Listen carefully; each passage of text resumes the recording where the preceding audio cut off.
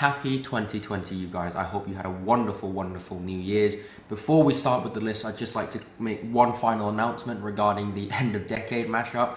Definitely needs to stop being a trend, but it is up on the channel for now, because apparently it still says that on the thing that the copyright is under dispute, or still disputes under dispute, whatever. I don't even know anymore, but it is up for now, so do feel free to check it out if you want or not, but I'm pretty proud of it. It's one of my favorite videos that I've made on the channel. So anyway, guys, let's get into my top 10 most anticipated films of 2020 so far, because of course we don't know what's still to come, but I can say very safely right now that I think 2020 is going to be a great year for films.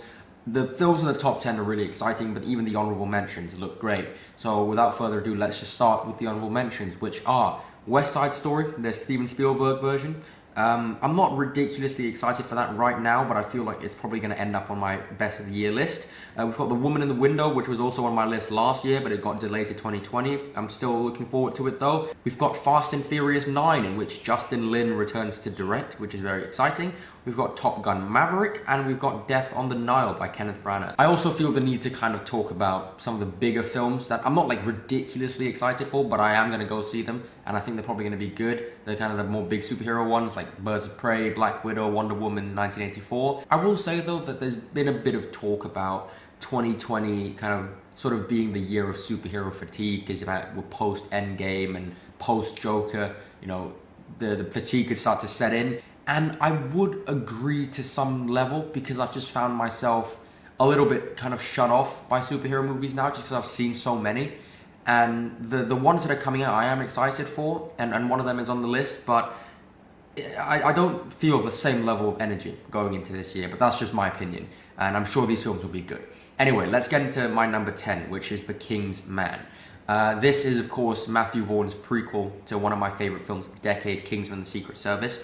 It has been delayed. It was meant to come out in February, now it's coming out in September, but I don't really mind. I love the World War I setting. I love the casting of Ralph Fiennes. The visual style looks terrific. I cannot wait to hear the score again. And also, aside from being a great action film, great spy film, Matthew Vaughn has teased that this is going to be a really sort of big epic adventure along the style of something like Lawrence of Arabia, which gets me incredibly excited for it. Moving on to number 9, which is The Eternals. This is my most anticipated superhero film of the year, and it's the only one that I'm like really excited to see. I think Chloe Zhao is a brilliant director. If you haven't seen The Rider, please do. It's a really great like modern western. The cast is just insane. I also think that 2020 is going to be the year of great ensemble casts, because we're about to get onto some really good ones in a bit. But yeah, I'm really excited for the cast, especially Kumail Nanjiani, and also getting a Game of Thrones reunion between Kit Harington and Richard Madden, which I'm dying to see. Also, a huge factor that gets me really excited for this film is the fact that the music is being composed by Ramin Djawadi, who is my favorite composer. He did the Iron Man, the first Iron Man, Jon Favreau film, but also, more importantly, he did Game of Thrones and he did Westworld. Enough said. At number 8, we have The French Dispatch, which is the new Wes Anderson film. Which alone should get you excited, of course. So obviously, being in that it's a Wes Anderson film, we're going to expect some great visual style, great score, probably by Alexander Desplat, some great production design, and of course great direction and great story, but the cast is next level. Let me read you some of the cast. Right, we've got Tilda Swinton, Timothy Chalamet, Frances McDormand, Bill Murray, Lea Seydoux, Benicio del Toro, Jeffrey Wright, Saoirse Ronan, Henry Winkler, Adrian Brody, Owen Wilson, Willem Dafoe. A couple of pages down, we've still got Kate Winslet. At the very bottom, we've got Jason Schwartzman, Christoph Waltz, and Elizabeth Moss. That is a next level cast. It's looking to be one of the biggest ensembles in the history of ensembles.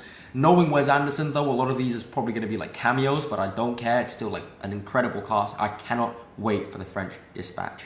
At number 7, we have Last Night in Soho, which is the new Edgar Wright film. And it's basically shaping up to be like a horror/thriller version of Midnight in Paris, but in London. And London is basically like my second hometown. So like there really is nothing more that needs to be said. I am dying to see this film. At number 6, we have Blossoms, which is the new film by Wong Kar-wai, who is my favorite Asian director. In the Mood for Love is probably my all-time favorite foreign film, and this in many ways is sort of meant to be a spiritual sequel to that film, in the same way that 2046 was sort of like a literal sequel but also a spiritual sequel. This one is kind of similar to that, and it's kind of meant to round out his trilogy, which makes me so excited. Wong Kar-wai, for those of you who don't know, is a great filmmaker and has made some really great films which you should check out, In the Mood for Love being one of them. And he's kind of taken a bit of a break from feature-length filmmaking. His last film was The Grandmaster in 2013, I think, which had its moments, but it was a bit disappointing for me. Blossoms hopefully will be a really great film, and you know, a beautiful love story, which is one of the things that he's really known for.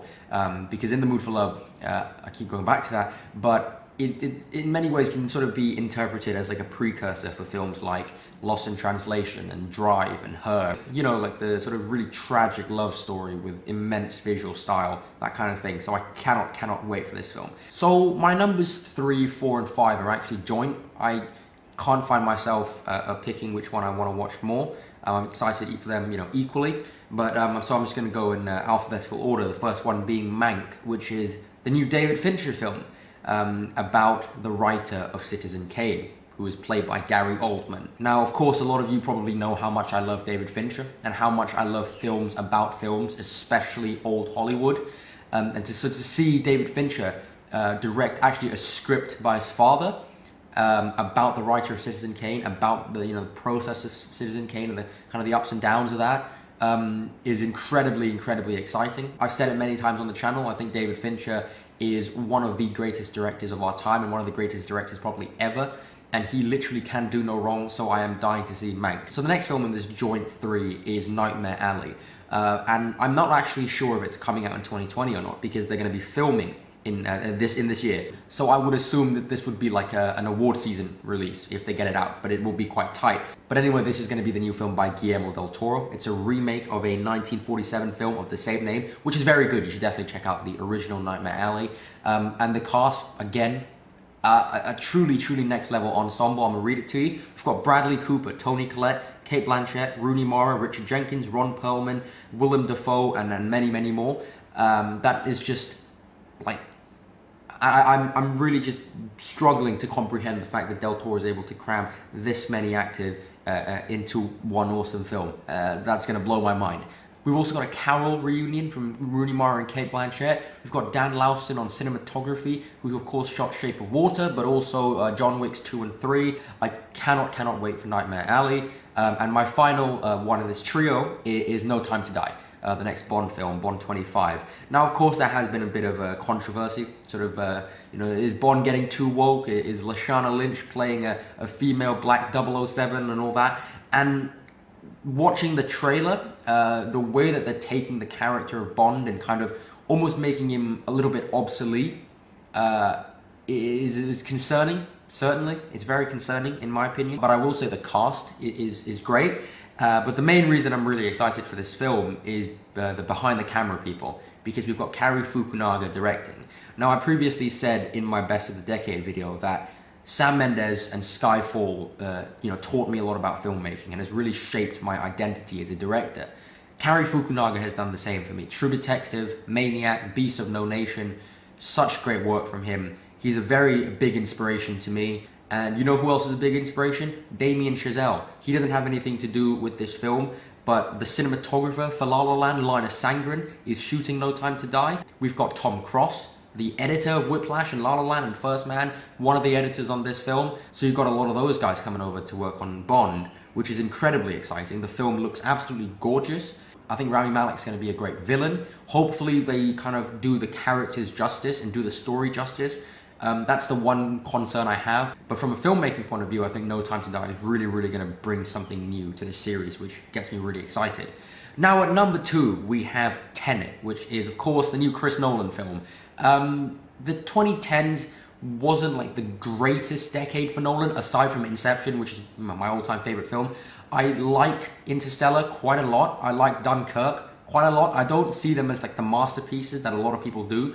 I was disappointed by The Dark Knight Rises. So hopefully the 20s are going to be more of a 2000s for Nolan, you know, with Prestige and Memento and Insomnia and Batman Begins. And people have already picked up on this, but Nolan seems to be really good at kicking off the decade, because he started the 2000s with Memento, he started the 2010s with Inception, and now he's starting off the 20s with Tenet, which a lot of people have actually been kind of speculating is a spiritual sequel, but also like a literal sequel to Inception, and a film that takes place in the same world. I don't know about that. I would certainly love to, because I'd love to revisit that world and maybe some of the characters, but at the same time I'd also just love to see a great standalone adventure. We've got a great cast with John David Washington and Robert Pattinson, who are like two of the most exciting actors right now. We've got Hoyte van Hoytema on cinematography, Ludwig Göransson on the composing, and it just seemed like such an interesting and complex adventure. Definitely along the lines of something like Interstellar or Inception, which again just gets me so excited. Nolan as a director has really changed my life. His stories have done so much for me. I cannot be more grateful for him for creating Inception and The Prestige and The Dark Knight, and I cannot wait to see, hopefully, him really returning to those kinds of films. So I'm sure some of you have probably guessed what my number one is. It's Dune, Denis Villeneuve's next film. And for those of you who aren't familiar with either the novels or the David Lynch version, I haven't read the novels, but I have seen the David Lynch version, which I did enjoy quite a bit. Dune, to sum it up as quickly as possible, and in the most, I guess, exciting way possible, it's basically Star Wars meets Game of Thrones. It takes place, you know, in outer space, in Mars, and it's about these kind of warring families. And it's a very complex story. It's not just action. There's a lot of kind of political intrigue. There's a lot of like backstabbing. It's very much Star Wars meets Game of Thrones, and that is incredibly exciting. We've got, of course, Denis Villeneuve directing, who is, in my opinion, probably like the most important director of the 2010s. Because the guy released from like 2013 to 2017, he released one masterpiece every year. Prisoners, Enemy, Sicario, Arrival, Blade Runner 2049. We've got Joe Walker editing, we've got Hans Zimmer doing the score, we've got Greg Fraser shooting the film, who's also doing Batman. The ensemble cast again is out of this world, literally. So I'm just gonna read the cast again. Timothée Chalamet, Rebecca Ferguson, Batista, Stellan Skarsgård, Charlotte Rampling, Oscar Isaac, Zendaya, Javier Bardem, Josh Brolin, Jason Momoa, so many more. I mean, what else do you need? Knowing Denis, this is going to be an incredibly epic film, but also very emotional and very intelligent, just like Tenet, really. And that just gets me so excited. And one of the things that gets me even more excited is that we only have one Marvel film on the list, no Star Wars, no sort of gigantic blockbusters. This really does seem to be a year where, you know, original films are getting a chance to shine, and big budget original films are getting a chance to shine. And I guess in a way, Martin Scorsese's cinema is really on the comeback, which is very exciting. So that was my top 10 most anticipated films of 2020. I hope you guys enjoyed this video. Thank you very much for watching. I'm going to be going back to the more traditional video essay stuff now, so stay tuned for that. I hope you enjoyed. Thank you very much for watching. As always, guys, thank you.